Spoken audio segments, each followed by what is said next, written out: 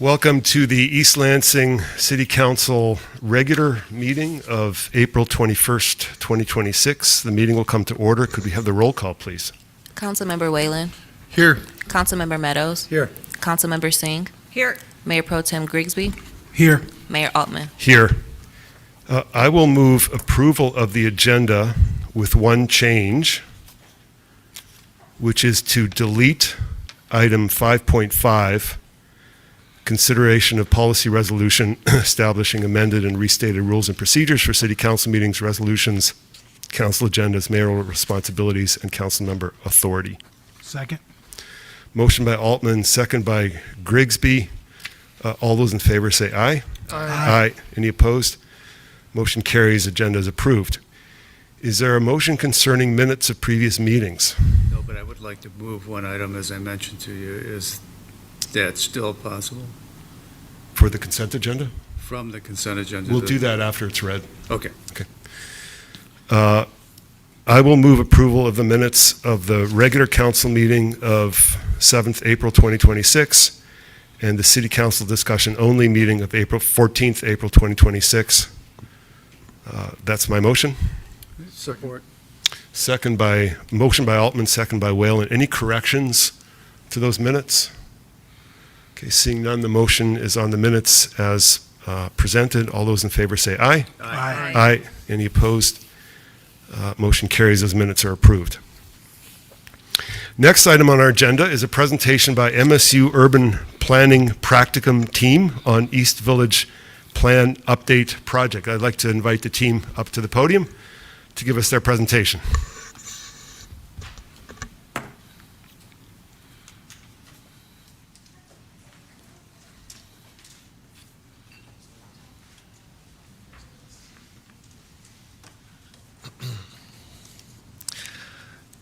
Good evening, members of the East Lansing City Council. We are a team of Michigan State University students from the School of Planning, Design, and Construction, known as the Red Cedar Squad. Today, we are honored to present our planning practicum project, the East Village Concept Plan, which we have developed over the past 4 months in partnership with the City of East Lansing Planning Department. My name is Clinton Morales, and I serve as one of the community engagement leads for this project. My name is Luke Dillon. I'm one of the policy and implementation leads. Could I ask you to approach the podium when you speak, just because otherwise your name won't get on the record. So, My name is Luke Dillon. I'm one of the policy and implementation leads. My name is Max Levinson. I'm the Urban Forum and Design Guidelines Specialist. And my name is Ben Hamrick, the other community engagement lead along with Clinton. thank you. All right, next slide, please. To start us off, I'd just like to do an overview of our study area. The study area for this project includes the East Village District, the Grand River Corridor from Bogue Street to Stoddard Avenue, as well as the area north of Grand River Avenue, which is bounded by Kedzie Street, Albert Avenue, and Stoddard Avenue. Through collaboration between MSU and the City of East Lansing Planning Department, our team was tasked with evaluating current conditions and identifying planning priorities and growth strategies that will benefit stakeholders and visitors alike. Next slide, please.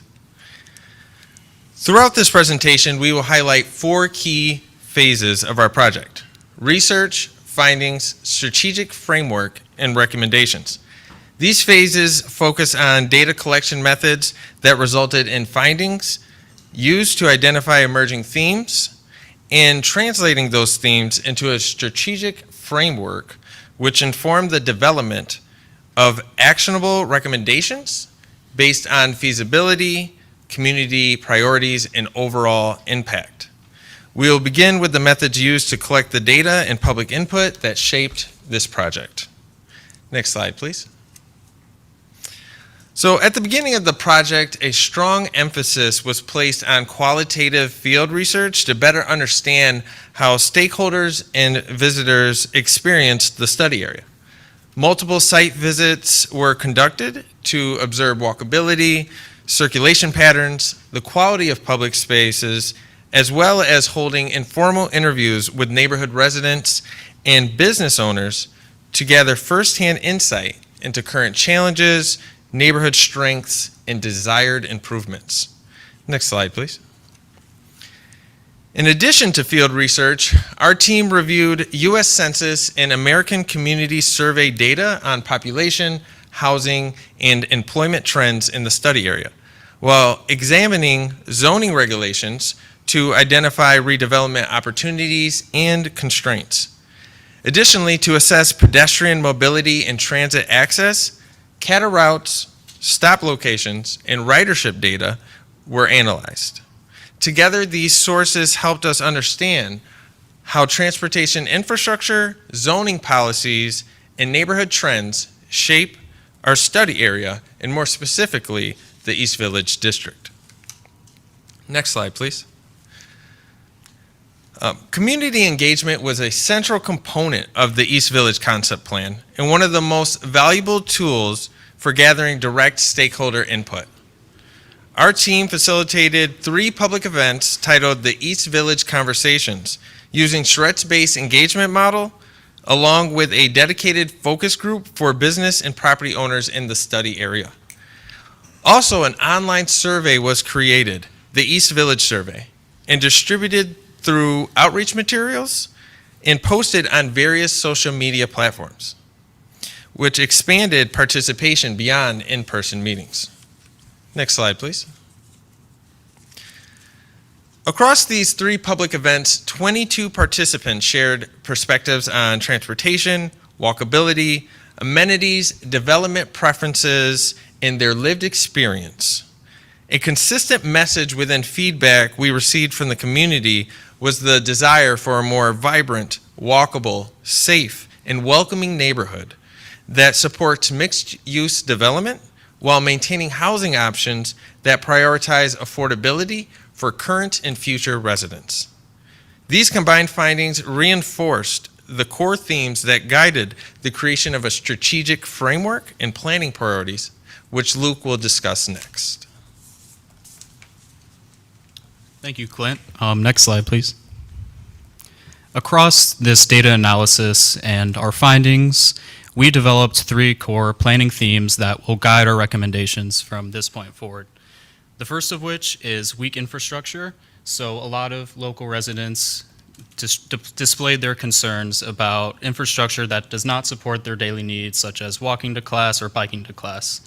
Next is the underperforming public realm. So many community residents identified a lack of key amenities that they would like to see within the neighborhood, such as grocery stores, public parks, and gyms.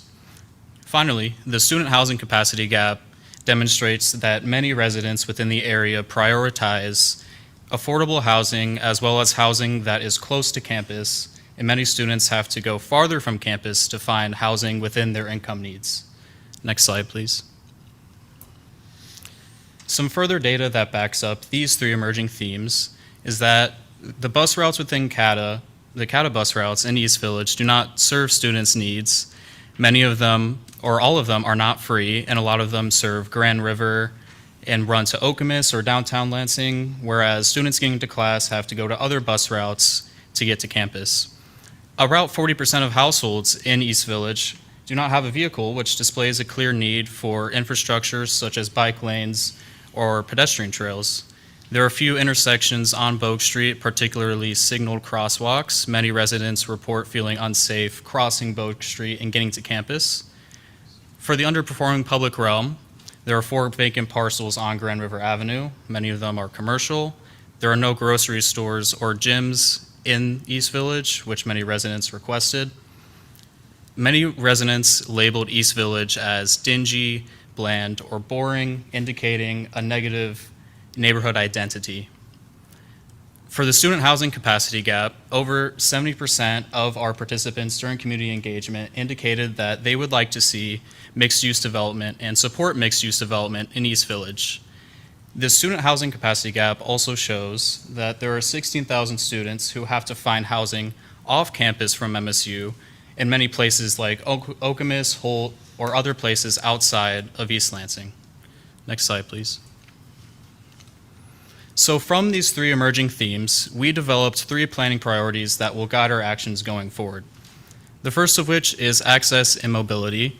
So we aim to improve connectivity within East Village for welcoming and accessible environment for all users.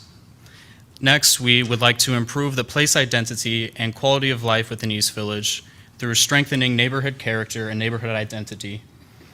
And for mixed use and affordability, promoting mixed use development that enhances access to campus while maintaining the affordability concerns that many of our residents discussed is a priority for us. Next slide, please. Across these three planning priorities, we developed across these three guiding principles, we developed 7 planning priorities that will guide our recommendations going forward. We will not highlight every single planning priority here, but we will highlight a few within the presentation, such as improving multimodal transit. Next slide, please. Speaking of actions and priorities, we have developed 33 actionable recommendations that our client, the City of East Lansing, can follow. These actions range from short-term to long-term, with the long-term actions being relatively quick, and we can see quick improvements within East Village, whereas the long-term actions require more stakeholder coordination, as well as they will take longer to implement within 5 to 10 years. I'll now pass it over to Max to talk more about our specific actions. Thank you. So our actions are developed directly from our research and our community engagement, as well as an additional research phase that looked at similar college cities that faced similar concerns that we saw in East Village. Our actions are sorted by their guiding principle and their planning priority, as well as the timeline that Luke just discussed. These actions are prioritized based on that timeline, but also based on their feasibility. How much coordination is required between different government departments, how much, what's the funding, where's it coming from, and what key partners does it need. Our key partners range from anyone to the Planning Commission, Downtown Development Authority, Public Works, private organizations, neighborhood committees, private companies, etc. I'm just going to briefly cover some of our actions across our planning priorities, and then I'm going to pass it off to Ben to go into a little more detail for just one of those actions. You can go to the next slide. Thank you. So for our first planning priority, supporting multimodal transit, we want to add a dedicated bus lane to that section of Grand River within East Village. This is pulled from the original bus rapid transit plan from 2017. We believe that adding a bus lane could speed up the many bus routes that would use that area, that use the Grand River Avenue corridor, as well as clear up traffic in the area as well. We also want to replace street parking with bike lanes, and we want to reroute CATA Route 31 to go into East Village. Moving to our second planning priority, improving pedestrian accessibility, we want to pilot some temporary infrastructure changes. We want to add additional crosswalks across Bogue Street and Grand River to make them more accessible, as well as ultimately build a riverfront trail on the north side of the Red Cedar River. You can go to the next slide. Thank you. For revitalizing the Grand River corridor, we want to place more trees and benches along Grand River to really activate the streetscape. We want to limit drive-throughs in the area so that we can really focus on a more pedestrian-centered business environment. And we want to partner with a major grocery chain to deliver a urban format grocery store in the area, which was the most requested amenity from our community engagement. We also want to develop more public spaces in East Village. A lot of people mentioned that there were no parks and no public spaces in the area at all. So we believe that adding a riverfront park as well as urban plazas on vacant parcels could add more public space and support local recreation in the neighborhood. We also want to support adding character to the East Village, so we would recommend creating an independent East Village neighborhood committee that can create its own branding and maps, as well as banners that could be placed along lights in the neighborhood. We also want to partner with MSU's College of Arts and Letters, to commission murals throughout the neighborhood to add some color and really bring the area to life. Next slide, please. Finally, we want to incentivize mixed-use development. So this includes reducing parking requirements to spur development, connecting property owners with existing development resources that the city already offers, and a few other zoning adjustments as well. We want to ensure that these new developments are affordable and attainable. So we want to use LIHTC financing, which is low-income housing tax credits.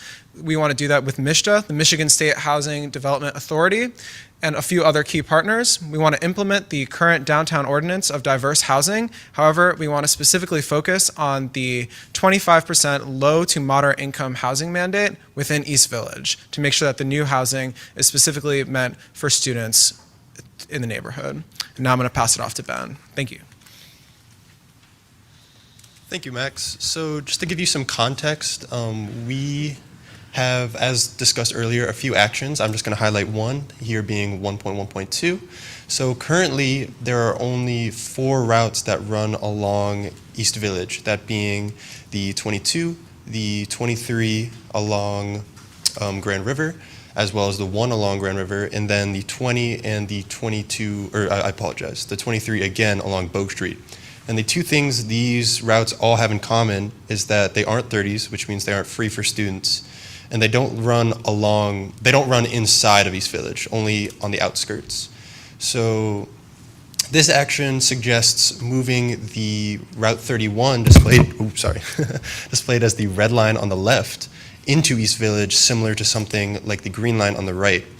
Our studies from our community engagement, as well as CATA themselves and some of our quantitative data, shows that many of the student citizens in this area don't have cars, and they showed really great demand and passion for buses in the area.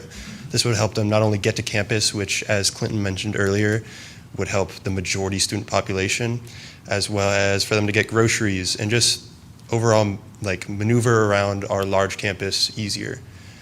Could you go to the next slide? Thank you. So here we have a timeline.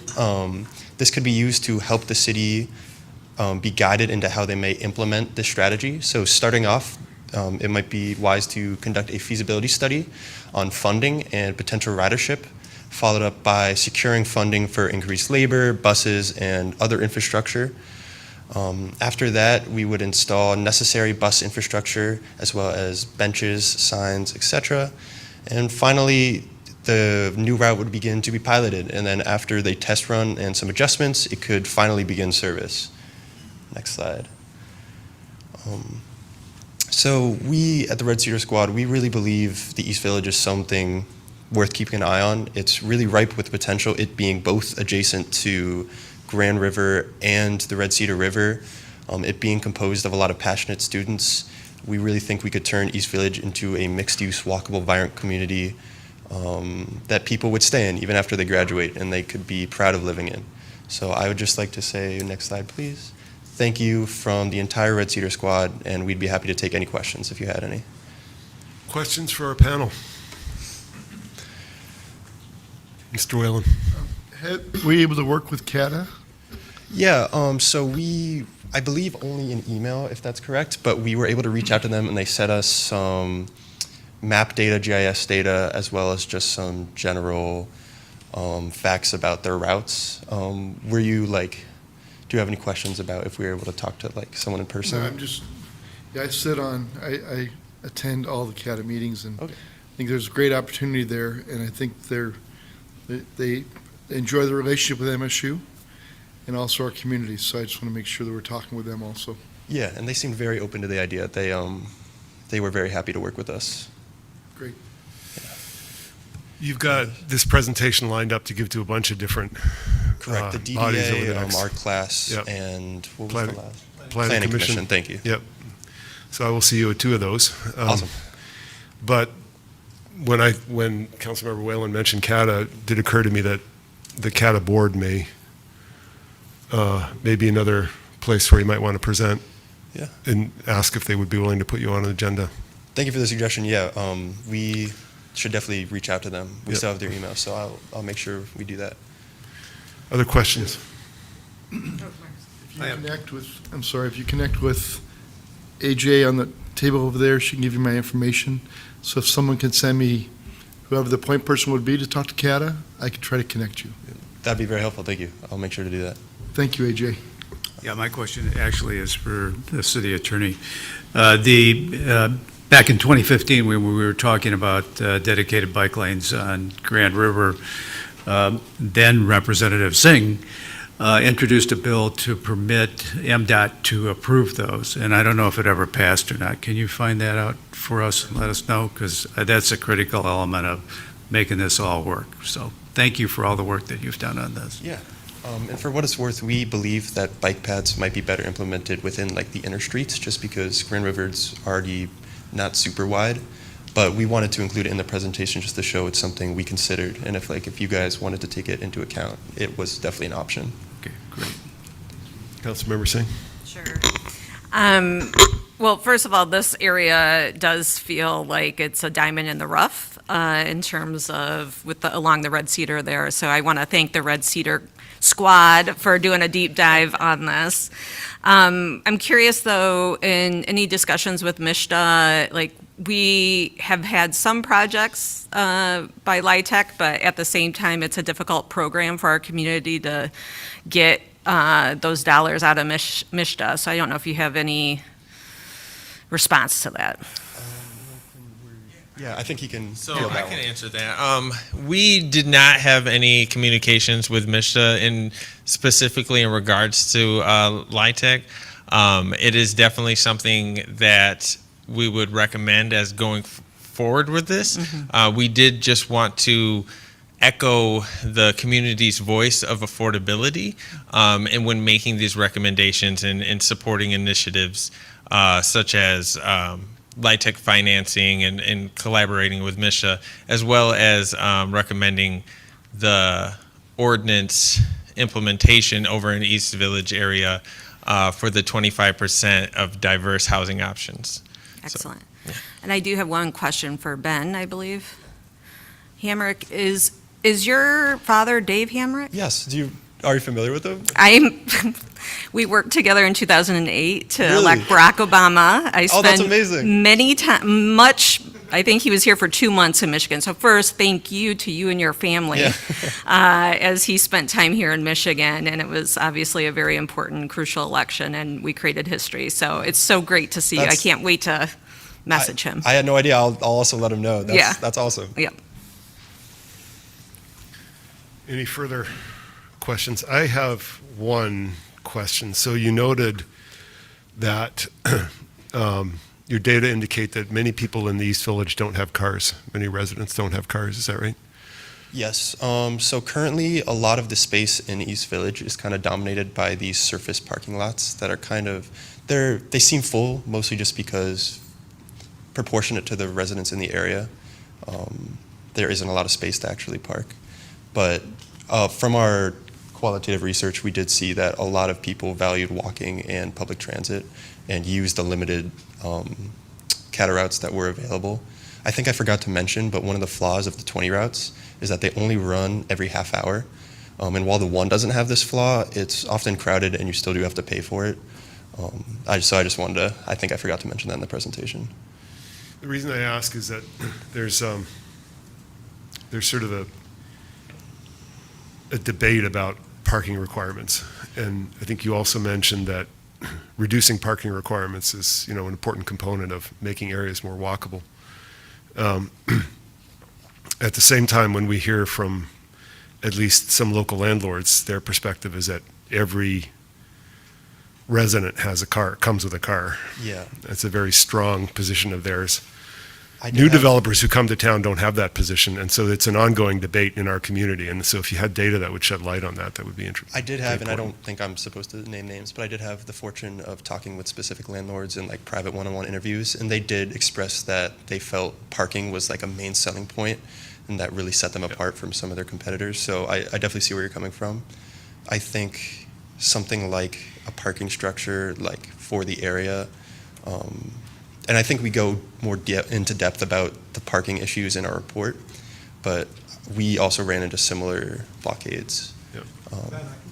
Yeah, if you'd love to. So when we talked with developers and residents about parking, we got about a mix from residents and students of more parking or less parking. But we know that a lot of the properties rely on street parking and having their residents park just on roads that they shouldn't be parking on in the first place, especially by the river. So right now the city is providing a lot of free space for these property owners and their residents to park their cars. So we do not think that they're not meeting their parking requirements already, basically. And it's American Community Survey data that showed us that 41% of households don't have a car already, but the area is still already filled with cars. So there's clearly not more room for car infrastructure in the area, which is why we believe that supporting like more public transit, more bike lanes, more intersections for people to walk to campus is the best strategy in combating that. Any final questions or comments?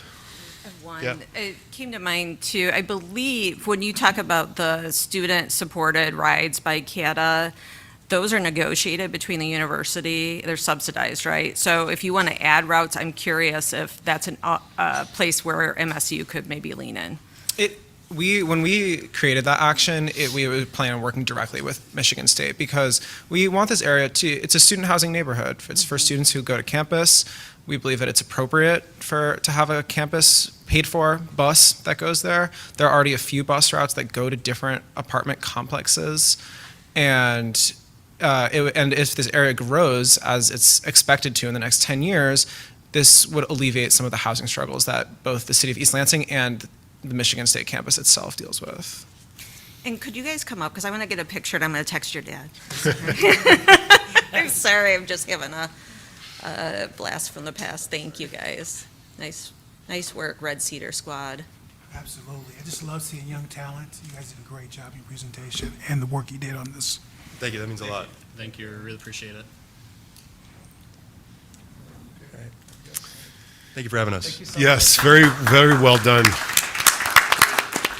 Very professional presentation and slides, so thank you for your contribution, and I'll look forward to the next presentation.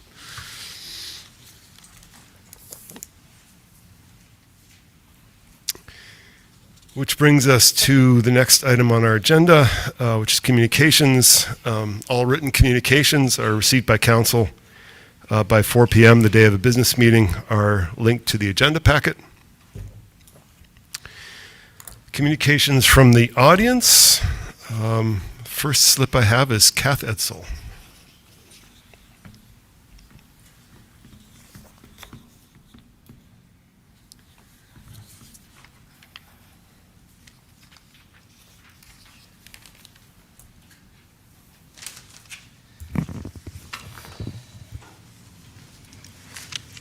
Good evening. What happened to Mr. Mylock last Wednesday is tragic. Violence of any kind is wrong, and my sympathies and compassion go out to him and his family as he recovers from his injuries. And, because two things can be true at once, I am heartbroken for the young man whose life was ended by ELPD.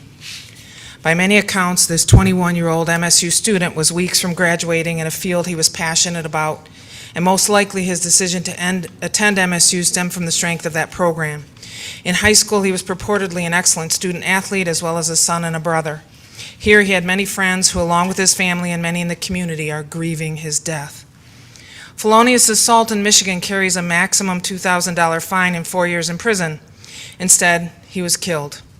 I suspect all his loved ones would have preferred the former to burying his allegedly unrecognizable 5'6", 115-pound body after he was allegedly shot by 3 officers approximately 15 times.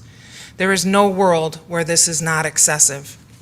In a different situation involving black people, the chief unholstered her pepper spray to de-escalate a situation. Again, in what world do threats of violence de-escalate a situation? This is further proof that this chief and this department have no concept of the practice of de-escalation. And last Wednesday, it is possible that a young man died due in part to this lack of training or willingness to put into practice de-escalation practices when faced with a person who by many accounts may have been in crisis. This was not a one-off, and with this chief and her racist statement and her obvious fear of black people, this was inevitable. In fact, so many community members came before this body over the last 6 months and expressed concern that with her at the helm, this would be the outcome, and now here we are. And how did we get here? Even before here, the history of this department is troubling, but has worsened since her arrival. In my memory, ELPD tased a black high school student who was protecting a female friend. ELPD on 2 separate occasions smashed the faces of black men into the pavement, debriding the skin on their faces, one for videotaping his friend's arrest and the other for not using his turn signal. And while the officer involved was put on desk duty for a while, the department attempted to honor him with an award until the public backlash was too great. An ELPD officer lied about a sexual assault that led to a public defamation of the involved individual, a man of color. ELPD shot a black man in Meyer, smeared him publicly based on a probation violation for a minor issue, and the officers who fired 8 times into a busy parking lot were lauded as they offered first aid after inflicting the wounds that necessitated first aid.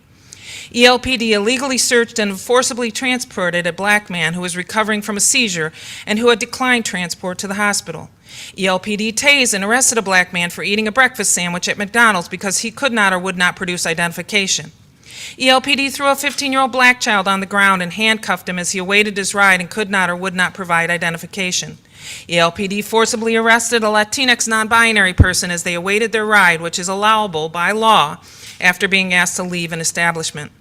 ELPD tased a black man as he stood with his hands in the air after discarding a knife he had been carrying and was then given just 6 seconds to comply, even though he was not showing any aggression toward ELPD.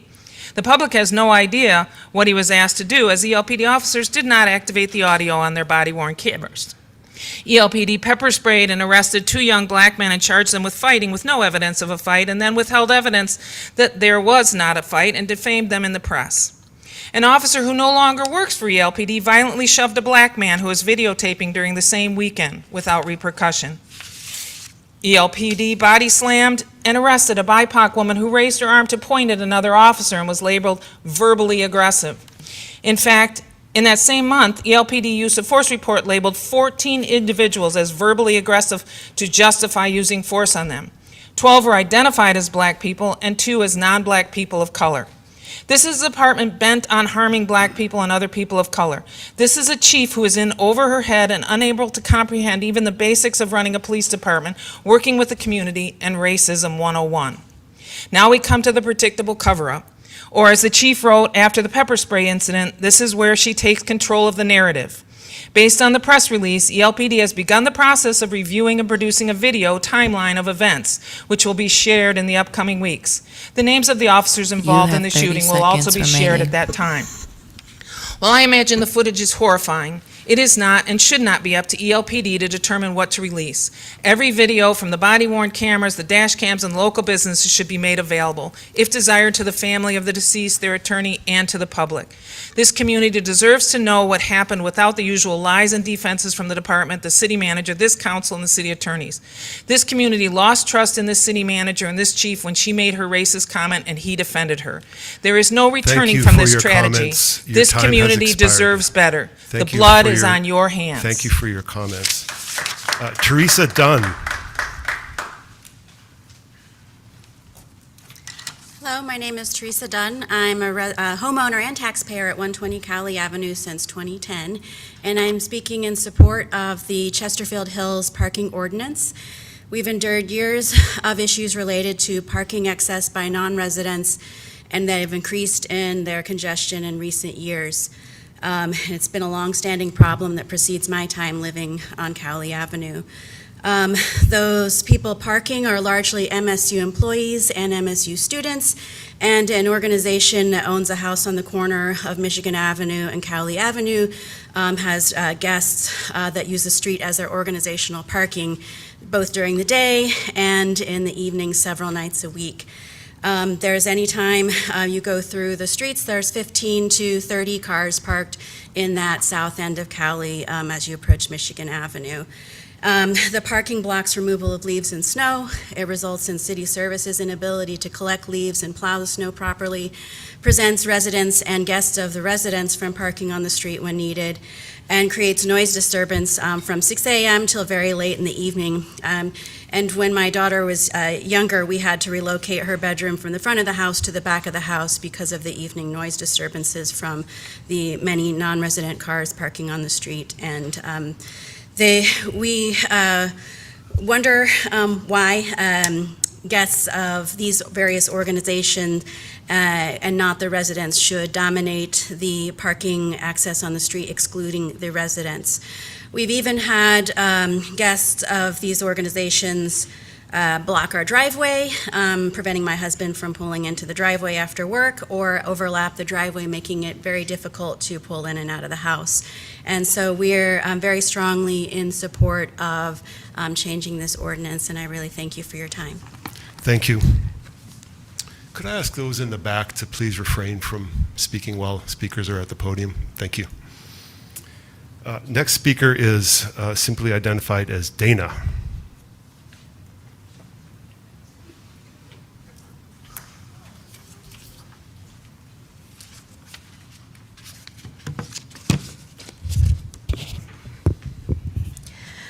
Let them speak. The revolution will not be silenced. Are you trying to be like Tom Barrett? No town halls? GRPD releases footage of black people they kill within a few days. Release the footage. Stop silencing marginalized voices. This is white backlash. Don't violate my First Amendment rights by selectively enforcing any new rules on what I can and can't do when I'm in this space. When misogyny collides with anti-black racism, this is me. You don't like my tinted windows. Cops drive around in tinted windows. You don't want me clapping, but you can stand and clap for your white staff. Did you unload your clip like a G? Gangsters get in trouble for emptying their clips into people. Release the footage. No riots. Let them speak. Michigan does not have a death penalty. We don't win wars. Thou shalt not kill. The police killed. Michigan State University remains silent. We won't. I am still black and proud. I am MSU alumni. Show remorse in your comments today. You're warned. You were warned about Grand Rapids Police Department. Hold a town hall with your community sometimes. You hide behind staff. Written communication is only between Elise and Anthony. I know you all don't have black children, but it's like they said in A Time to Kill. Now imagine this 22-year-old was white. Imagine your blood-related 22-year-old was blown to pieces in their college town. I am willing to be kicked out for clapping. I am willing to be manhandled by your cops for clapping. Please don't kill me. Don't tase me or hit me for clapping. Emmett Till, let them speak. I will return after clapping. I will support my community, and the time's up. Release the footage. Say their names. You didn't even stand by your chief during the vague, shitty press conference. I only saw a remark from Councilmember Meadows. Other mayors, city managers, and council members in the past and throughout the country stand by their own. Where the fuck were you guys at? Charter violation 4.5. You are not showing up as mayor. Your mayor pro tem wasn't there during this very crucial moment. What does that mean? Stop physically harming, and now you killed our sons. Stop harming our daughters and mothers. Stop harming fathers. Stop hurting kids. Stop covering up. Hold town halls. Are you gonna shoot me? Make me unrecognizable? You were voted in by the people. Give us a town hall. Your staff liaison positions were taken from just the black woman. East Lansing found a better fit with HR who are white and have not been trained as staff liaisons. Just in time for the kill. East Lansing allows white older men to challenge DEI in this city. Tell them to challenge the increased need for more cops so they can shoot enough holes in our bodies together. Stop killing us. Stop harming us. Your hands are dirty. Your hands are red like a bloody knife that you hold to stab in the community's back. Your attorneys brag, upholding white narcissism. Your system is built on domination and control and the need to maintain an illusion of superiority. You share traits with narcissism, entitlement, and the need for admiration, or we got to go. We got to get kicked out. We got to get tased. We got to get shot. We got to get shut down. We can't even clap. You have 30 seconds When challenged, remaining. white narcissism often manifests as a defense. It operates within institutions. I work 9 to 5, and getting to 6 p.m. meetings is a problem. I know you all don't have kids, but the gap matters. And you're voting for something that you pulled off with 2 retired boys, an MSU professor who disses students but teaches a class, a mother who works, and a dad who probably doesn't take care of his kids. This is what democracy looks like. Don't shoot. I'm disturbed. Thank you for your comments. Your time has expired. Kelly Ellsworth Etchison.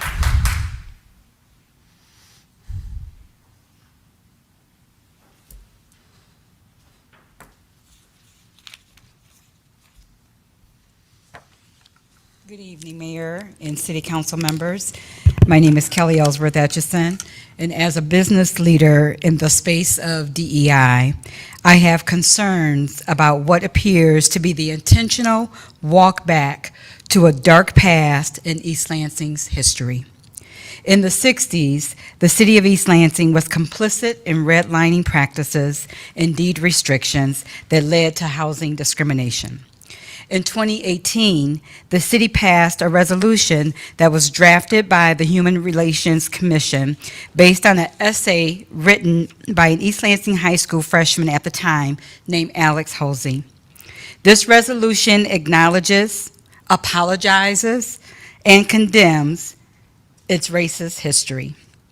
In an Eli article, Councilmember Mark Meadows, who was mayor at the time, acknowledged that the City of East Lansing has more work to do in regard to racial equality, citing in that article that, and I quote, one of the individuals who was in charge of the jazz festival at the time approached him and said, African Americans don't come to East Lansing because they don't feel welcome here. To which Mr. Meadows replied, I think we have a whole lot of work to do, and this is just the beginning of the work we need to do.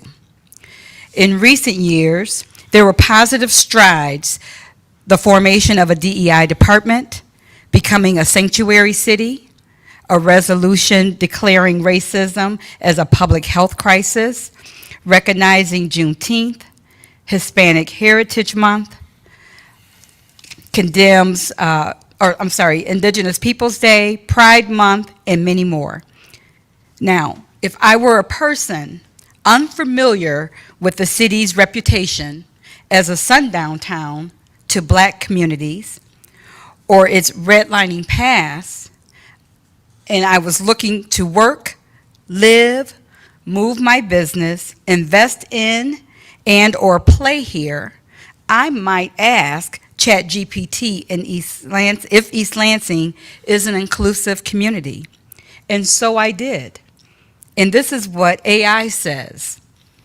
The City of East Lansing, Michigan actively promotes diversity, equity, and inclusion because it produces several concrete benefits for the community, local government, and residents. AI also found an article that says the city leaders explicitly frame DEI as part of making East Lansing an inclusive place to live, work, visit, and do business. This was a quote from Fox 47 News dated October 16, 2024, that ChatGPT found. I wonder what AI would say about this topic by the end of 2026. Recent moves from the Human Relations Commission and East Lansing Independent Police Oversight Commission would suggest a turning back from DEI and a turning to East Lansing's past. I would hope this is not the case. Thank you. Thank you.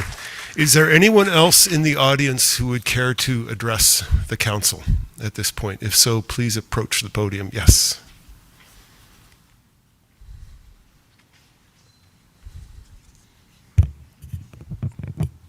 City Council, this is Owen Ronk. I live on North Lawn Avenue.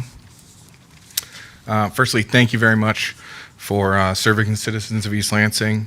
This is obviously a tough job that you've taken on, given the challenges that our city faces in a number of different issues. Thank you for rising to face those challenges and making tough choices to always do the right thing. As you may recall, I spoke to you at last week's meeting about a combined sewer overflow that occurred near my home on April 4th and flooded the homes next to mine, as well as behind my home and Shaw Park across the street. I'd ask the City Council to seek guidance around MCL Section 324, Section 3112A, which surrounds the disclosure requirements of sewer discharges, as well as the testing requirements that occur when those happen, and particularly subsection 1 and subsection 3, as it relates to sewage and untreated sewage or partially treated sewage discharged onto the land in Michigan. Thank you also for postponing your discussion and your vote with regards to the changes to your rules and procedures. I just quickly looked earlier today at the public comments that have been made over the past 4 meetings. On March 16th, you had no public comments. That meeting lasted 3.5 hours. On March 17th, you had 43 speakers, of which, given the allotment of 5 minutes per speaker, they could have spoken for up to 215 minutes. And they ended up speaking for only 167 minutes. Had you limited their time to only 3 minutes per speaker, you would have saved somewhere between 30 and 86 minutes on your 6-hour meeting. On April 7th, you had 6 speakers. Given their allotment of 30 minutes, given their allotment of 5 minutes per speaker, they could have spoken for up to 30 minutes. They ended up speaking for 23, and if you were to reduce that down to 3 minutes per speaker, you could save a whopping 5 to 12 minutes on your 3-hour meeting. Last week's meeting on April 14th had also 6 speakers, and given the 5-minute allotment, they could have spoken for 30 minutes. They did speak for 30 minutes, myself included. If you were to reduce that to just 3 minutes per speaker, you could save 12 minutes on your 4-hour meeting. So I just propose that limiting the amount of time for public comment may not be the right solution to a more efficient meeting, and I wanted to offer that data to you in case it's useful. Thanks very much. Thank you. Is there anyone else in the audience who would like to address? Dr. June. My name is Lee June. I had not planned to speak, but after hearing Kat and Dana and Miss Ellsworth, I feel compelled to say something. I've lived in this area for over 50 years, and I've noticed progress or lack of progress. And I guess as I listen to them and as I observe other actions, I'm pretty disturbed by kind of the backward trend that the council and the city is taking. And I guess I would just want to appeal to you to rectify that. One of my favorite passages, a biblical passage by Micah, and he said, "I will tell thee, O humans, what is right and what does the Lord require of thee." And 3 things are mentioned. He said that you should do justice, love mercy, and walk humbly with God. And a lot of people quote that scripture, but they don't look at what it actually said. Too many of us love justice, but the Bible tells us that we ought to do justice. And I would appeal to you as these incidents occur, even if they go against your initial grain, that you would do justice. And so I love the city of East Lansing. I came here my first 3 years. I lived in East Lansing, moved to Lansing for about 20 plus years, and have come back to East Lansing for the last 20 plus years. And so we are watching, and I know many of you on the city council, I've observed you over the years, and I won't go into detail what my relationships are with some of you, but I just appeal to you, let's take this thing seriously.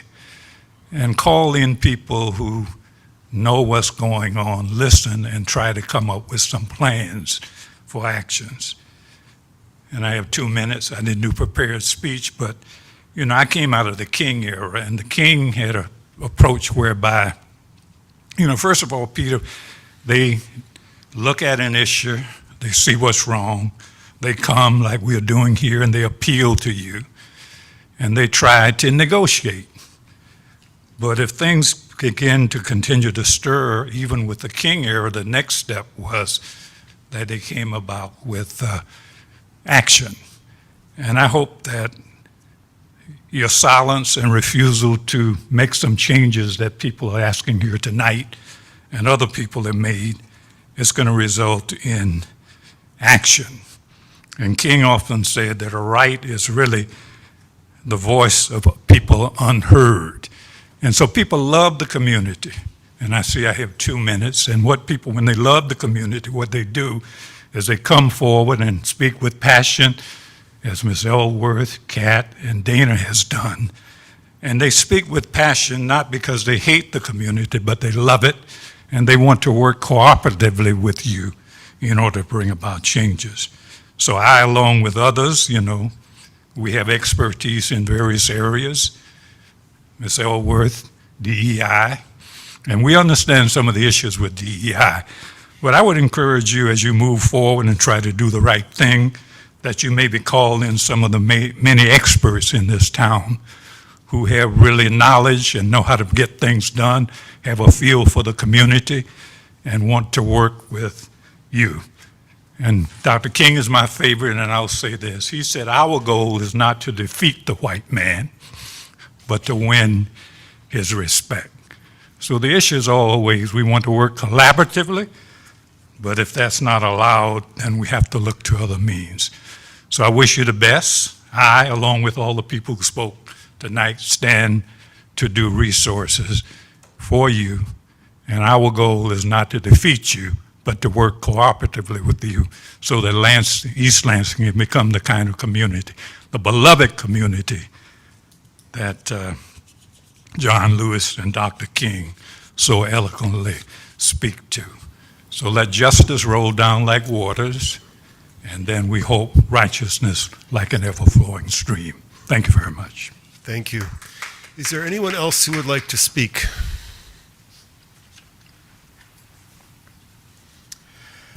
Hey, my name is Taiwan Third-Gill. I'm not an East Lansing resident. I actually live in Hope, Michigan. But what this tragedy continues to show us is that the collective trauma that is felt when we see folks who look like us, who share our experience, get killed, is felt deeply. Having a body be unrecognizable is the clearest sign that there was an excessive use of force. We have to do better about ensuring that our cops are properly trained for implicit bias, and they have de-escalation trainings, and not by hand-picked organizations that are trusted by cops, but create forums where community members can give feedback, where they can help pick de-escalation trainers and implicit bias trainers that actually represent the communities that these cops are trying to go into. You know, one of my favorite quotes is by Frederick Douglass, and it says, "Power concedes nothing without a demand. It never did, and it never will. Find a thing that people will quietly submit to, and you have found the exact measure of injustice that will be experienced by them until it's refused with words or blows or both." People in my community are tired of seeing folks who look like them needlessly die in our streets. We are done sitting silently by as folks on this council meet the cries of mothers and sisters and brothers and uncles and cousins and friends as we demand not even justice, but we demand to stop being over-police. We demand to stop experiencing this world differently than our white brothers and sisters.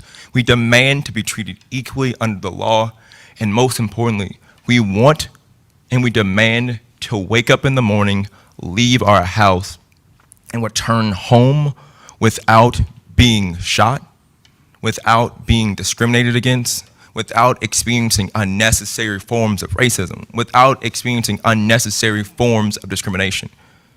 We simply want to experience a world that our white brothers and sisters have experienced in this community, which is waking up and not having a fear that their life will end simply because of the color of their skin.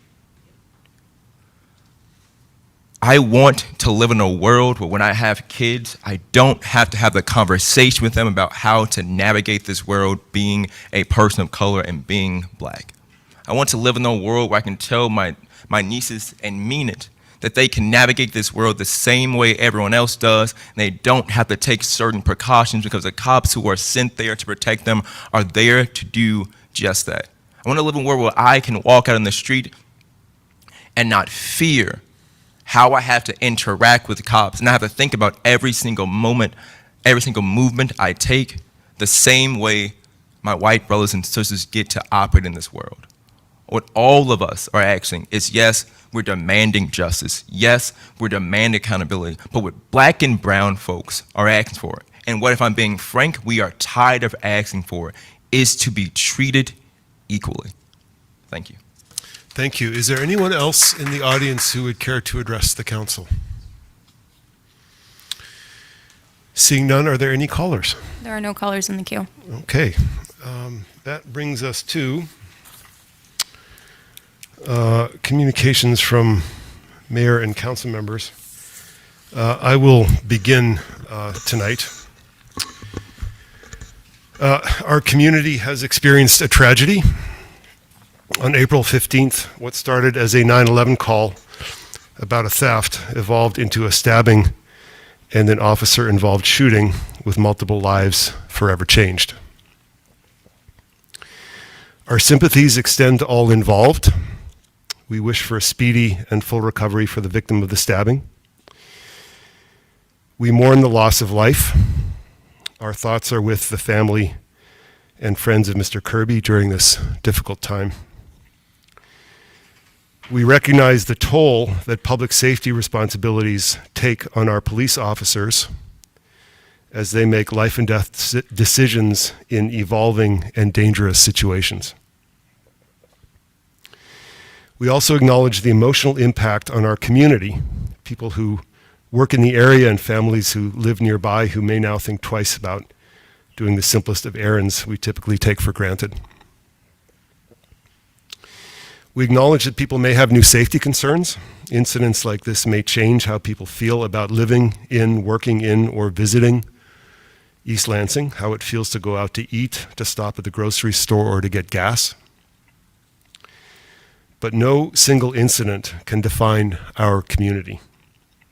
We are committed to listening to people's concerns and to ensuring that residents and visitors alike feel secure in their daily lives.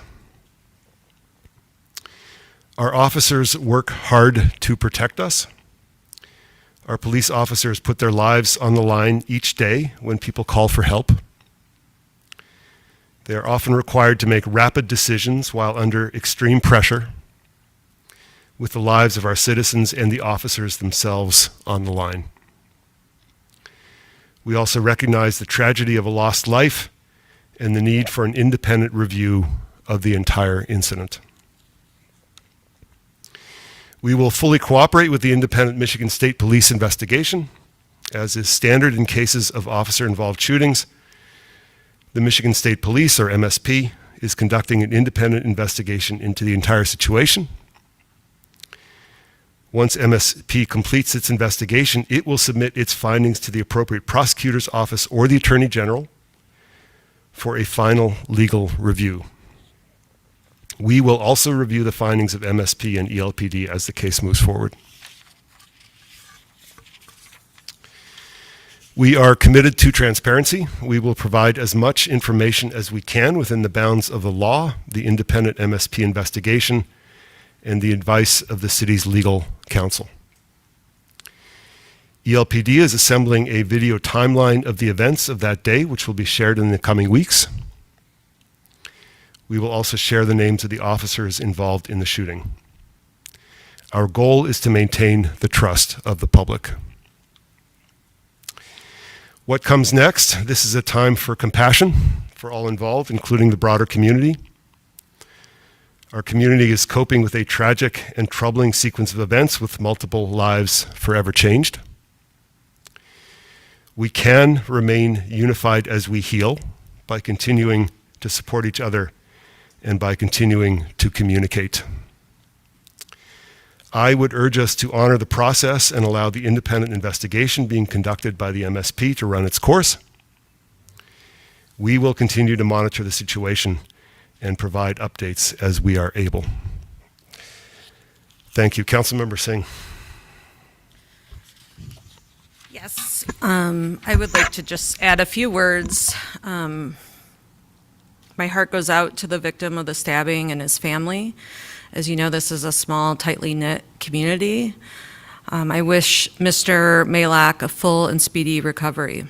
I also want to acknowledge the loss of Mr. Kirby. Regardless of the circumstances, a life has been lost, and that weighs heavily on this community and on me personally. As a council member, one of my core responsibilities is ensuring accountability and transparency in our city's public safety.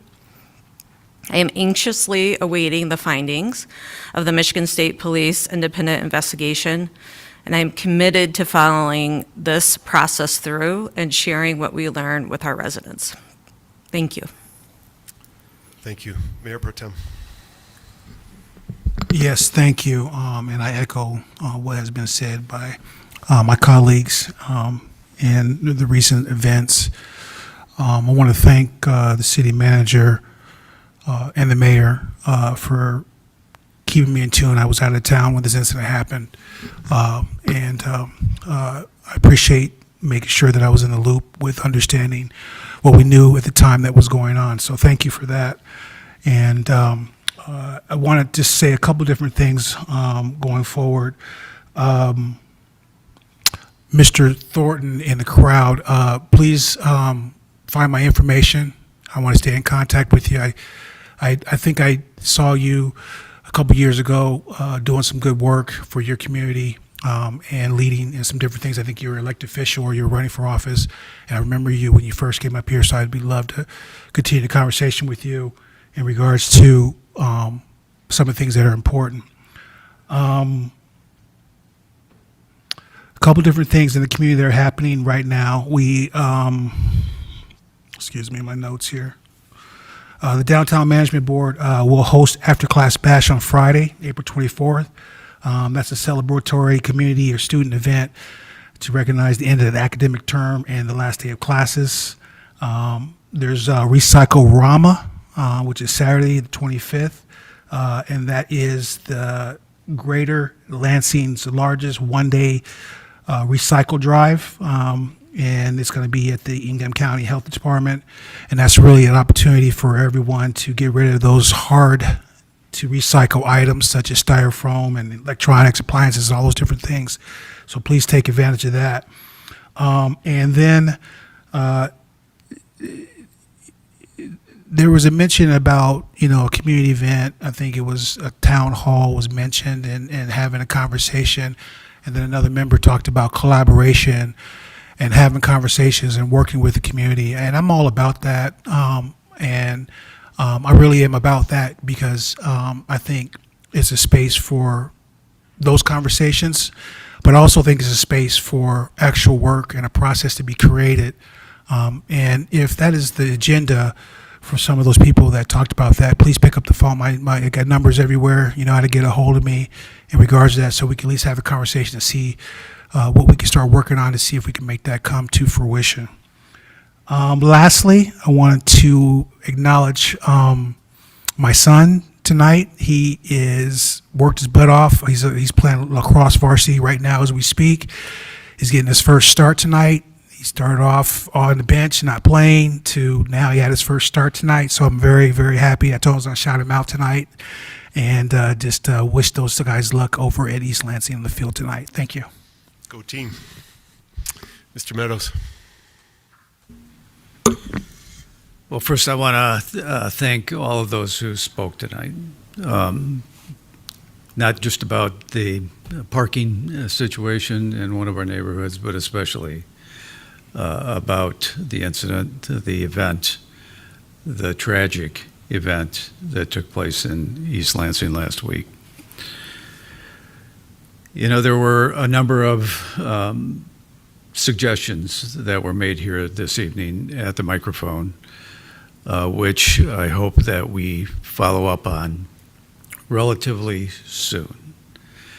It reminded me that we had a town hall type event with a panel of individuals regarding racism in our community, and this was several years ago. It was the very first time I heard former council member Dana Watson speak, as a matter of fact, very articulately and compelling speaking.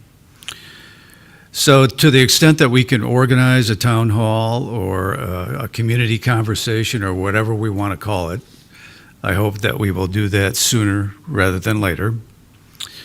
I know that our police force has had de-escalation training and implicit bias training offered to them. I want to make sure that we follow up on that and make sure that all of our officers understand the very important nature of de-escalating circumstances, such as someone charging at you with a knife, as happened here. Someone who, as somebody mentioned at the microphone, was likely suffering a mental health issue at that point in time, just given the entire circumstances that we've seen. Our friends, our neighbors, the viewpoint of the community regarding this sad event is very, very important. It's important to me in putting together policies that can address some of the issues that we have been facing, apparently repeatedly. And I want to mention that I think that we should take a look at the list of events that Kath Etzel mentioned at the microphone and analyze each one of those events to determine the racial nature of the response that she identified. So I am hoping that this moment can have a positive event or turn into a positive change within our community. And that, I haven't changed my mind from the time when I was quoted. I believe that we have a lot of work to do and that we must continue to work as hard as we can to bring equity and justice to this community for every person who lives here, visits here, passes through here. We are a very diverse community. I think there's over 120 different nationalities presented at Michigan State University. We have a large Muslim population, a large African American population. We have a diversity that we should honor, and that no member of our community should feel that they are not treated the same as every other member of our community. Mr. Whalen. Again, this is a tragic, tragic situation. And I think the call for patience and compassion is really important. I think that so many people have been touched by this. Mr. Malak, who was identified by others, is the victim in the situation, but I'm hoping that as this process goes, he becomes a survivor. The process of being victimized and then turning into survivor is powerful. My heart goes out to the family of Mr. Kirby.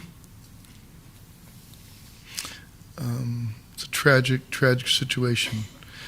And those officers that were ending the shift, thinking they're about ready to go home and have dinner, or go on to whatever they planned that night, or those that just started the shift, my heart goes out to them also. I'm not aware of the fine details, as in my role I am staying away from it, but the pressure and intensity of having to respond to a call like this is a terrible situation for anyone to be asked to go to and to be involved in. Each one of those officers have family members that are also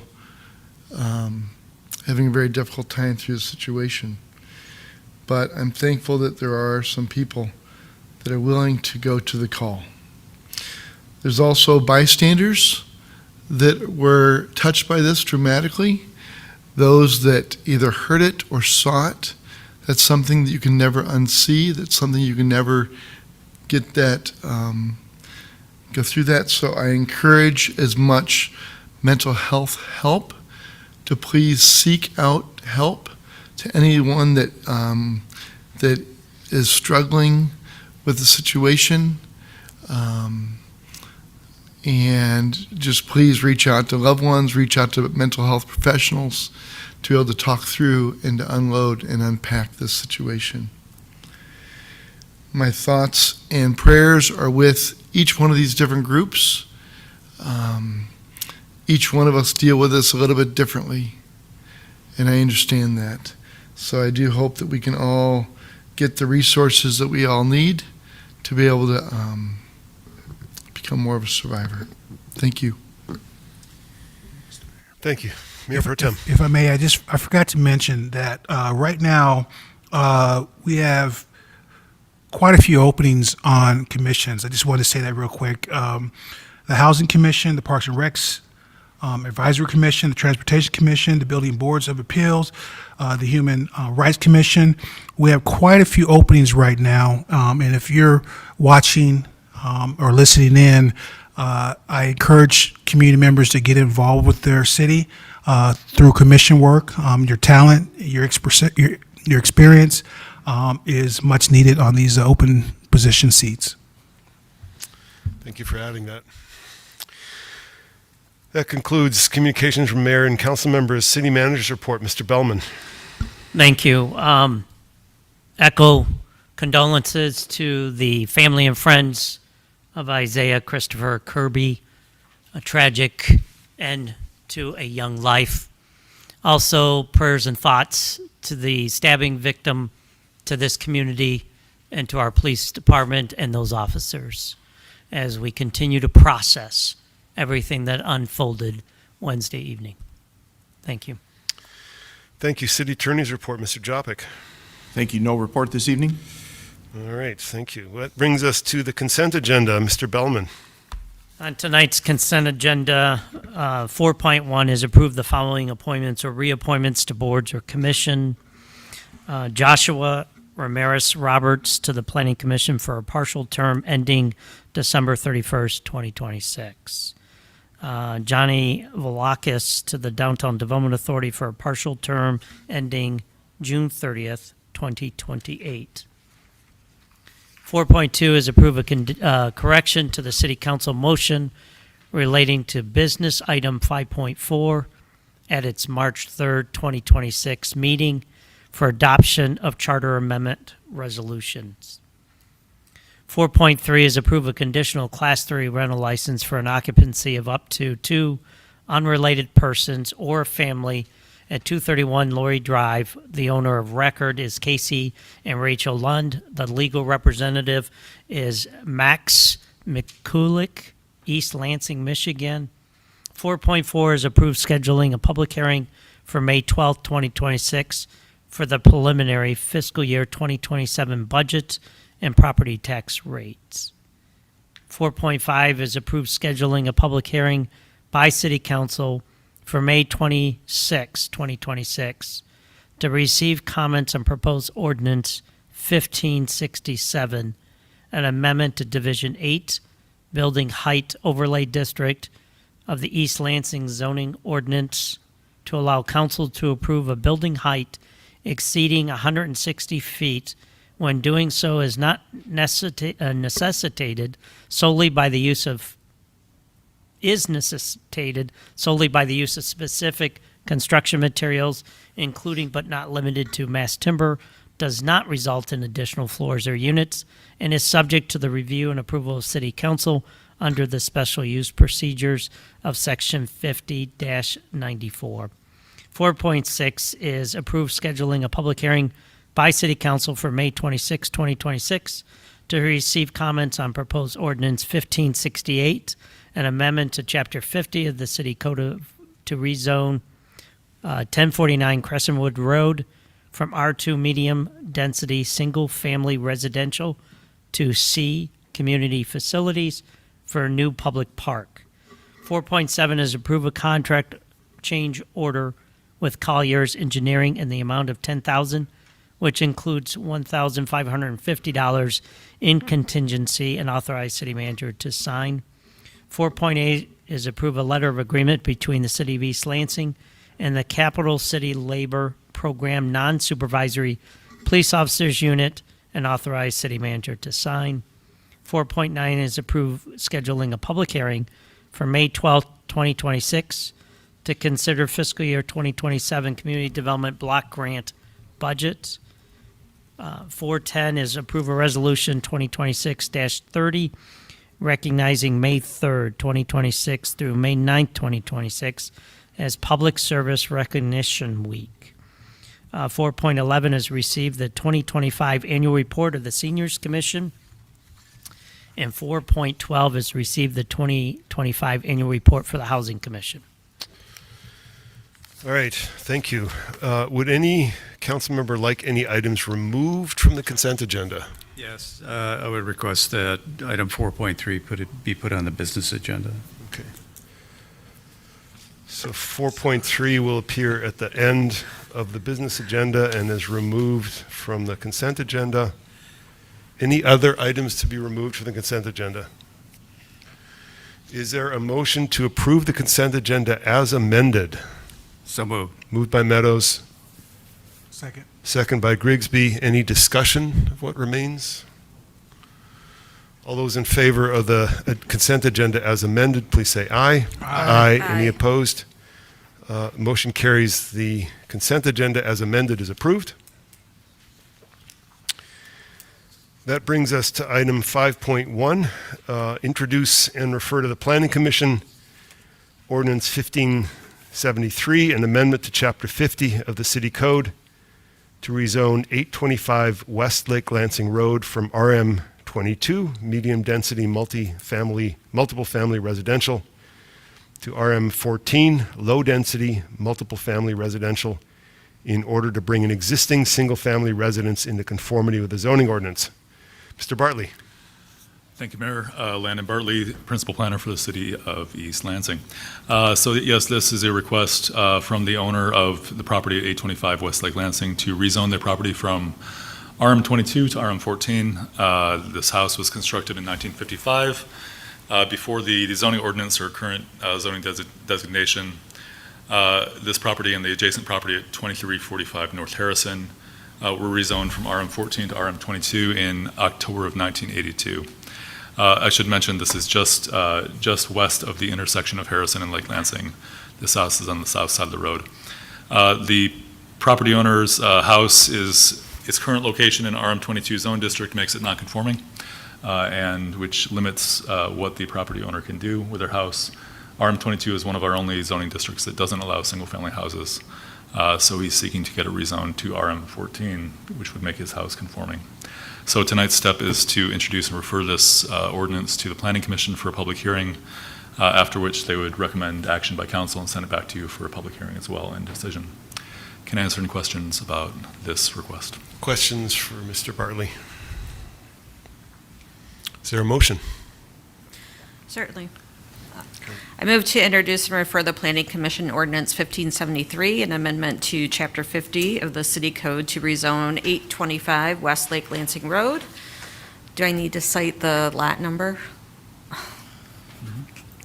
PN 33-20-01-01-304-033 from RM22 medium density multiple family residential to RM14 low density multiple family residential.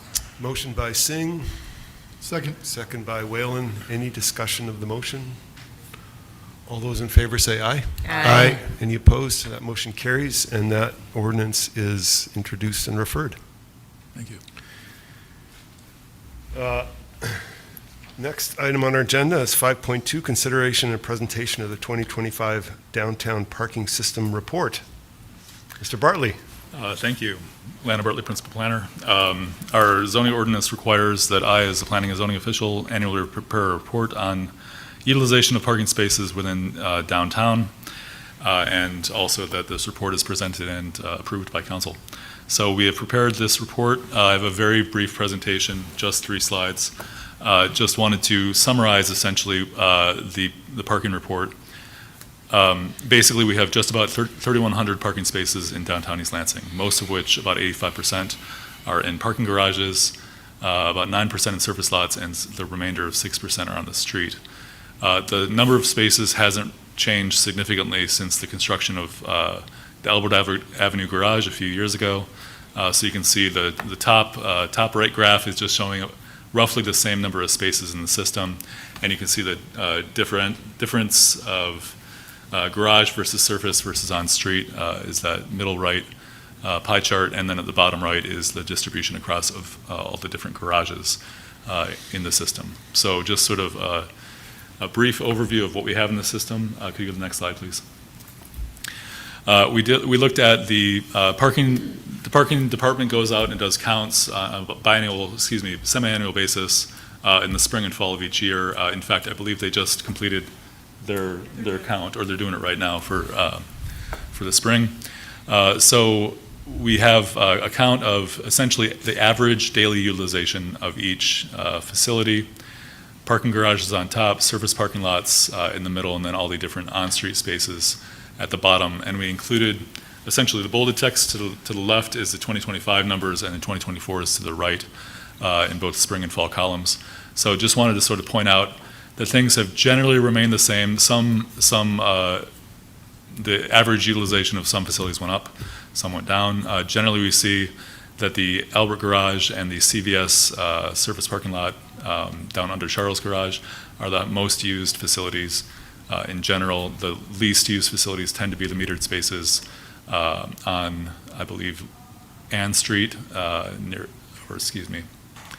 might be Linden.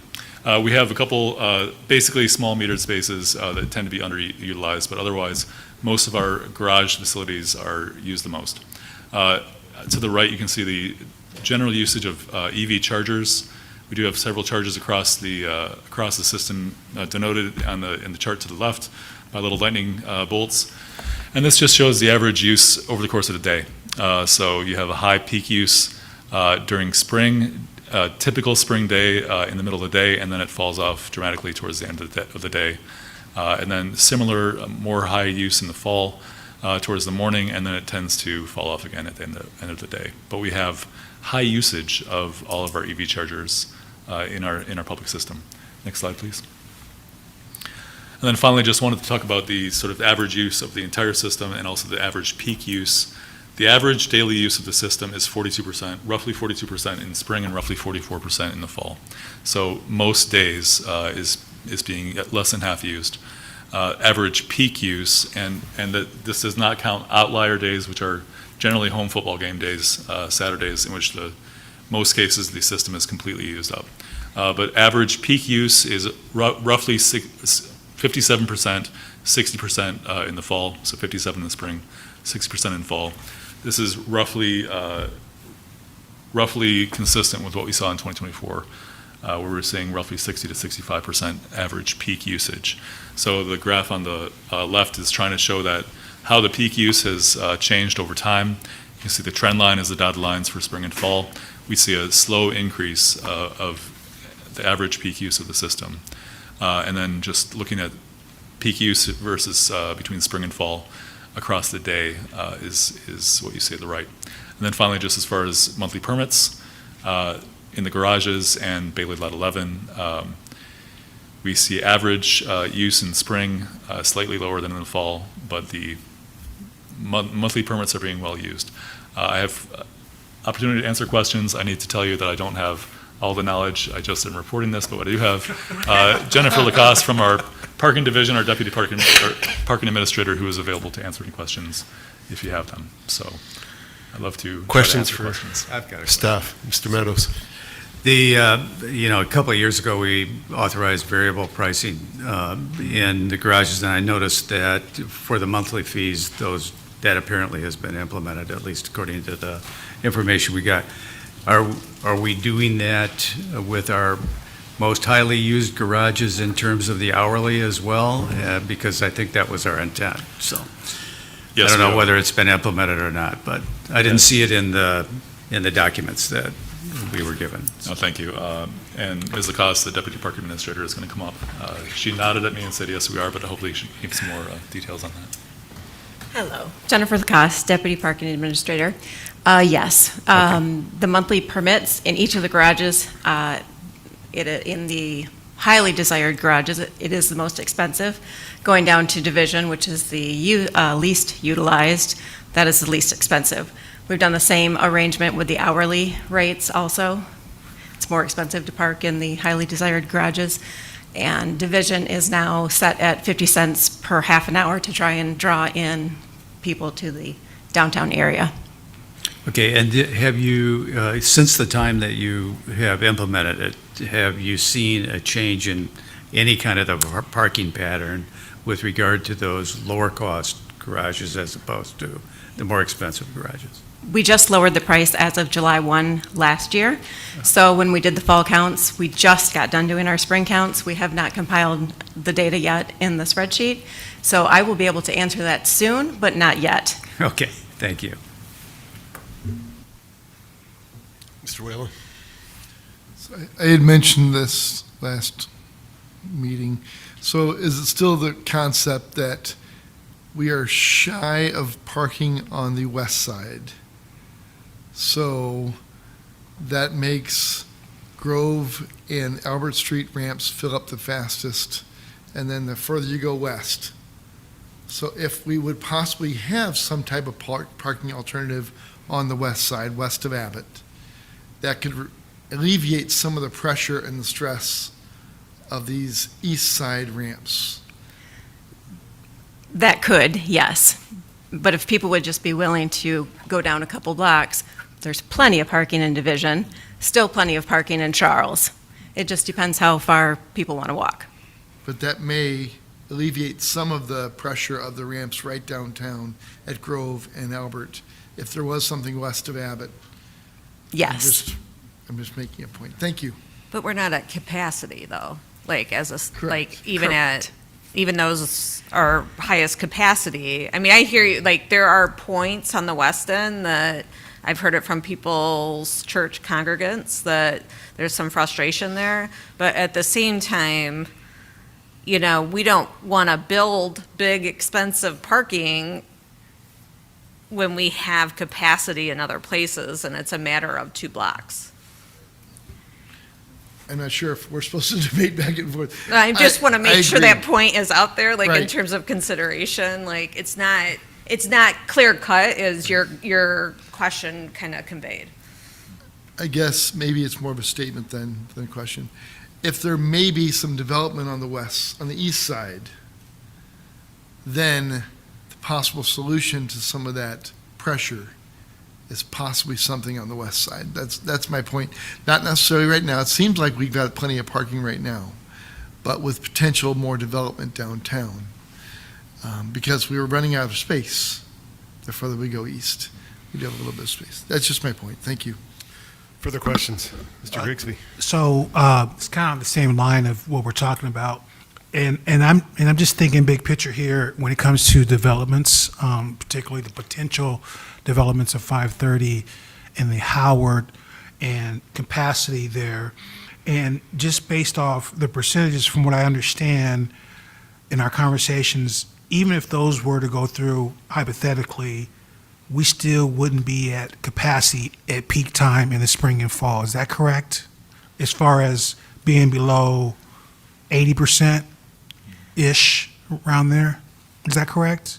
Currently, our peak time, both spring and fall, is like a Tuesday or a Thursday during the lunch hour, 65%. 65, okay. So, I'm sorry, maybe you just said it, but, so you're saying, so even with those in consideration, hypothetically, you're saying that we still would be below the threshold during lunchtime and all those different situations? I think it will depend on how many cars are brought in those developments. Hard to say. Hard to say, Okay. exactly.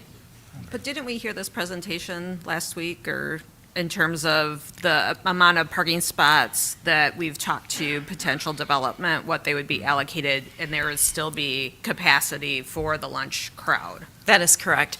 Caleb and I did the math, and we're willing to give them 215 spaces, and that left still 215 spaces above the parking permits that are already in the system. And that would be intended to be in the division ramp or across several ramps? Division, Charles, or MAC. Thank you, Councilmember Singh. Further questions? Mr. Meadows? Bring up a question for me, because Caleb did talk about this at the discussion-only meeting last week, but I wanted to be clear that you say 250 spaces? 215. 15. And my memory of what he had indicated that if we approve the two projects which are pending, at this point in time, the parking needs for those projects could be partially taken care of when we preserve this 215, is that correct? Correct. And but not entirely. And then I guess the question based on what Councilmember Singh mentioned is that, again, it's what came first, the chicken or the egg. So if we encourage redevelopment on the west side, available parking would probably enhance our ability to get that done. Is that correct? I would say that's correct, yes. Okay, all right. Thank you very much. Other comments? I'm done. Are you sure? Yeah. Okay. So I had the same question about the effect of the rate change on parking. My hunch is that parking demand is pretty inelastic with respect to prices, but it'll be interesting to see. If you had to characterize how much, we've all been asking versions of this question, how much capacity we have remaining that we would like to fill to have the parking system operate at some optimal level, what number would you choose to characterize that, and where would we need to get? Is it average use? Is it peak use? I'm going to say it's average use, from what I understand, between 85 and 90% is where you want your parking system to be. And our average use is just over 40%? Correct. So we have substantial capacity. Our average daily use is about 40%. Our average peak use is around 60. And that's why I was asking which of those is the relevant peak use number. is 80. Yeah, the peak use, I would say the peak use is 65%, but that is lunch hours. So on sporadic days of the week, you want your parking system running at 85 to 90%. So I would say you want your daily usage to be there. Not peak usage, but Correct. daily usage. Okay. Okay. If I can just add, though, I think when we've talked with the parking staff, they generally the 85% peak use is when you start to consider, do we need to consider more spaces? But up until that point, I mean, that's the average daily use is at that level is enough to support the system healthily and have enough parking, and it's being used. That's when you start to consider, should we add more parking? But until that point, Average daily use at 85% or average peak use? I said peak. I meant average daily use. Average daily, and that's when okay. you start to consider we may have a need to add additional spaces. Okay. That's clarifying. Thank you. So it's a great report. It's very, as always, very clear, very thorough, very accurate. So thank you. Any other comments on this? So this is an action item. Is there a motion? Yeah, I'll make a motion. I'll make a motion to approve the 2025 downtown parking report as presented. Motion by Grigsby, second by Meadows. Any further discussion of the motion? Mr. Whalen? Okay, all those in favor say aye. Aye. Any opposed? Okay, the motion carries and that report is approved. Thank you.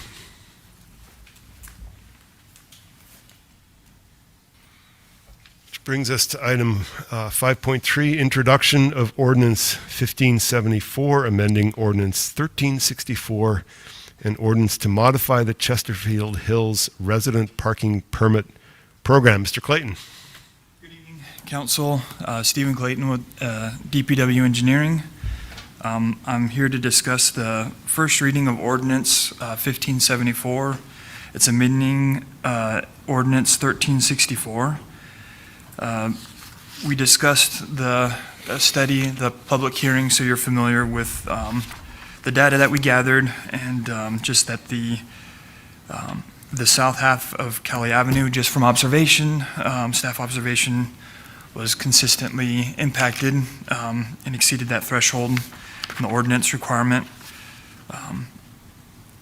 We presented this item to the Transportation Commission at their March 2nd, 2026 meeting. The commission voted unanimously in favor of recommending the approval of this amendment to that parking permit program, as well as staff also, just from operations staff, just recognize this is desired from a staffing perspective as well, due to the snow and ice leaf removal. And so we also supported that effort. Since the public hearing that we had at the last meeting, we were able to get the ballots, to return the ballots. So we sent out 82 in the affected properties. I didn't mention last time that there was a couple of letters that had been sent out erroneously. Correction letters were then sent out to notify those residents to either not send in the ballots, or if they were sent in, that they would not be counted. So out of those 82 ballots that were correctly sent out to the affected properties, we had 29 returned. There was 21 in support, and there was 8 opposed. So that is a majority. The ordinance just requires a majority, so that is well beyond a majority supporting. And that meets the ordinance. And then I also am, just as a side note, I'm reaching out to the attorney's office and verifying that ordinance language, if that's been read or verified. I think probably either has been verified or will be verified. So I'm here to answer any questions. Questions, Mr. Clayton? It's great. I'm glad we're doing this. Is there a motion? I'd like to. Mr. Whalen, you got there first.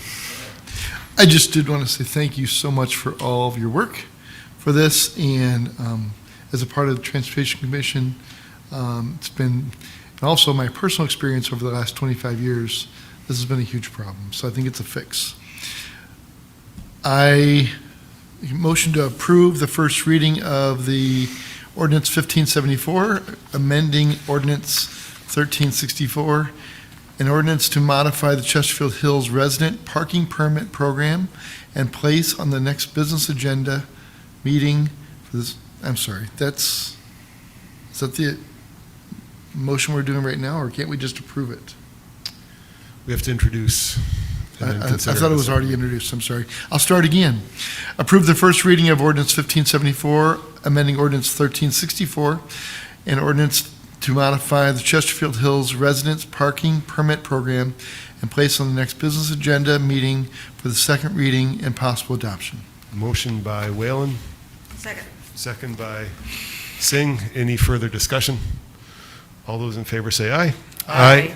Any opposed? That motion carries, and that ordinance 1574 is introduced. 1574 is introduced. Okay, that brings us to item 5.4, which is consideration of policy resolution 2026-31, changing the July 14th, 2026 City Council regular session meeting date to July 21st, 2026. I'll be the resource for this because this is at my request. Once a year, I have to travel for my day job to present research to the people who pay for it. I don't typically find out the meeting dates until mid-spring, and I will have to be out of town from July 13th to July 17th. And so I was hoping we could move that meeting. We have one other meeting in July. We have only one meeting in July. And so I suggested here that we could move to July 21st. But I believe July 7th is also an option, although that gets close to the 4th. So I'm happy to address questions if anybody has questions for me. Mr. Bellman. Are you going to also address the amended version in front of everybody? Yes, so in front of everyone is a hard copy of an amended version. The only difference in the amended version is the now therefore be it resolved clause, which when we get around to making a motion, I will read into the record. But that is based on a recommendation from staff, I believe, concerning moving the start times of meetings, and I would like to ask Mr. Bellman to address that issue if he could. Sure. At the 14th discussion-only meeting, there was discussion about when to start regular sessions and when to start discussion-only. And so I was asked what staff's thoughts were, and so I asked them the next morning, and they suggested that for discussion only, we could start at 6, since it is primarily for staff to present, and possibly at 6:30 for regular sessions, which is, a half hour earlier than what we currently do.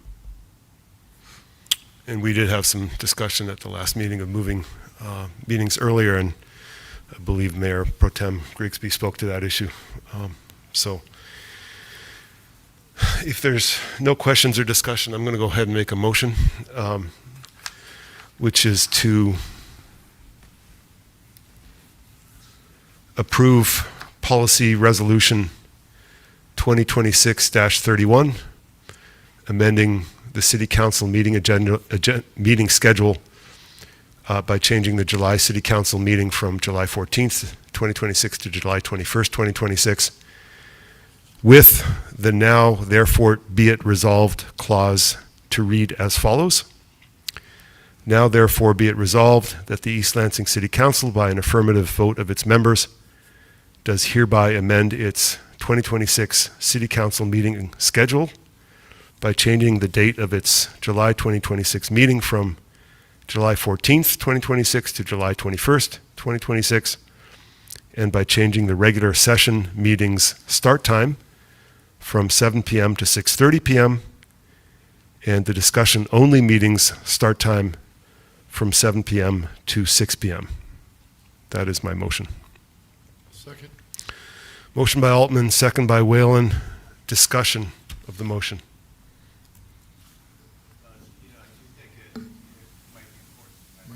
Mike. Mike. I think it might be important to mention that the rest of that early resolution remains exactly the same as this last paragraph mentions. And I'm very much in support of this. I think we talked about this at the discussion-only meeting. I'm not sure we mentioned that we would have a different start time for the regular meeting and then the discussion-only meeting, but I think these times are appropriate. And just moving it back down a half hour earlier for a business meeting, I think lets us gauge how the public will respond and whether it still makes the public comment portion of the meeting available to most people.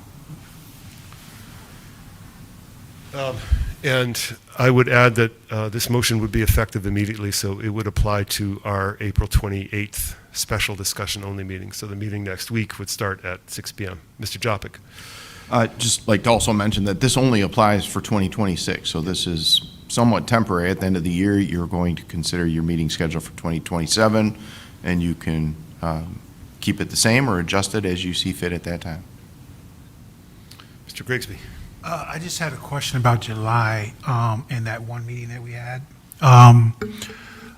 And just the option between the 21st and the 8th, is that correct? 21st and the 7th would be the two options. The 7th? The 7th, July Okay. 7th. Okay. I don't have any preference. I just was curious to see if anyone else had any interest in looking at the 7th as opposed to 21st or not, since no one spoke on it or anything like that, but I just wanted to be clear on that option within this decision. I'm happy to comment on it. I think that, the 7th is sort of part of the July 4th holiday period, and I think a lot of people take vacations during that time period, so I think we would have more of a turnout if there are issues on the agenda that elicit public comment if we're on the 21st as opposed to the 7th, because a lot of people will be out of town. So. Makes sense. I didn't know. I just was curious because I was thinking they were opposite, but that really makes sense. Councilmember Singh? I just have a 100,000-foot comment of, I think, as Mr. Jopik referenced, as we look at the calendar for 2027 or future councils, that we take a hard look at the dates. I know we changed some dates back in January. We have a mayor pro tem for a reason. If someone has to miss a meeting, we are a part-time body, and while I want to be here for votes just as much as anyone else, I think if we can do that on the onset, and so we're not making changes through the year, it would be most beneficial. Any further discussion?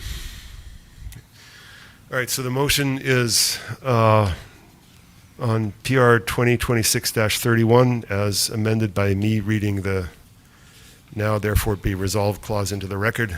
All those in favor say aye. Aye. Any opposed? That motion carries, and PR 2026-31 as amended is adopted. Which brings us to item 4.3. Mr. Meadows. And thank you, Elise, and my apologies for making you stay late. This is the last item. I asked this to be moved to the business agenda because in reading the staff report on this, it appeared that the individuals who were seeking the license for this particular property, which I'm not aware of any other rental property on Loree. So the one of the things that we did when we made the amendments to the rental housing code was we made it easier for house sitting. And one of the responses that was indicated in the staff report was that the individuals felt that they probably might be longer than 2 years away from the house, and they and for that reason they wanted to go for a regular license. But in our exceptional circumstances that we passed, we made it easier to go beyond 2 years for house sitting by making it an administrative decision of staff based on an application or explanation of why the people wanted to be gone longer. And I just want to know whether they were advised of that and still wanted to have a regular license on this property. Sure, they were deep in the process before that was approved. So they applied for the rental license in October, November, and had been working through the trades. So that wasn't approved until February. And I don't believe they would qualify for even an administrative exemption in this case. They've already used, their 2 years expires in July of this year. So they were already Oh, okay. well into their way for the house sitting exemption. The owner's a physicist. He moved here for the FRIB and has a project in Utah, and that's where he's at right now. He intends to move back in 2 years when his project is up. His wife is an MSU faculty member. So they just wanted to get the license in case it goes beyond even the 5 years or whatever, depending on how that project goes. So he didn't have a timeline of exactly when he's coming back, but they intend to be back, and that's why they wanted the license. Okay, and that was the whole purpose of me moving it, was to get clarification on whether they were advised of that. Obviously, if they were already in the process, it wouldn't have made any difference to them anyway. And it sounds like they've already had almost 2 years of Yes. house sitting anyway. Yes. So Yep. that's something I didn't catch from the report. So again, my apologies for keeping No you problem. late, but I'm ready to go on this. Well, I have a follow-up question. Sure. Then, which is, I think that just because they've had 2 years wouldn't necessarily exclude them from being able to take advantage of the exceptional circumstances provision. I guess we'd need legal advice on that. From my understanding, I didn't think that was an administrative for anyone who wanted an extension of the 2 years. My memory is it was for good cause. Again, legal, Yep. I would seek Okay. legal advice on what that definition would be if this was a good cause. Again, he was well on the way. We actually anticipated him coming in January, and then there were a couple delays for the final all trades inspection, so that was when everything was getting approved, and it was still up in the air. So part of that was that we weren't in that conversation when he applied, because that wasn't, the rental license, or the rental chapter hadn't been approved yet. If it comes up in the future where somebody says, Sure. we need a rental license, it might be useful to have a memo to ship them that explains the exceptional circumstances provision, if it helps people avoid having to go through the rental license process. This is my first that was doing the exception and needed a rental license because they were Okay. going to exceed it. So we have had several during the process of the rental regulations being passed that were military. And so with Prop 1, they are given that already. So we have had that being used since Prop 1 was passed. That's interesting. Yep. Yeah, no, we've got to take a look at this again, I guess, because we do have a typo here, and after we published, we need to make a change, because in the house sitting section, we make reference to 7-82(8) as the standard, but the exceptional circumstances is (7). So I talked to the city attorney, we're going to have to do an amendment to this to fix the problem. So anyway, thank you again. Yeah, no Appreciate problem. it. Any further questions? Is there a motion?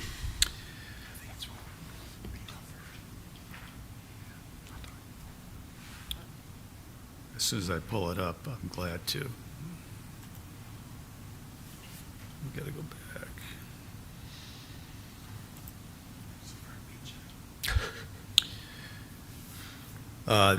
I'll move to approve a conditional Class 3 rental license for up to 2 unrelated persons or a family for 231 Lurie Drive in East Lansing.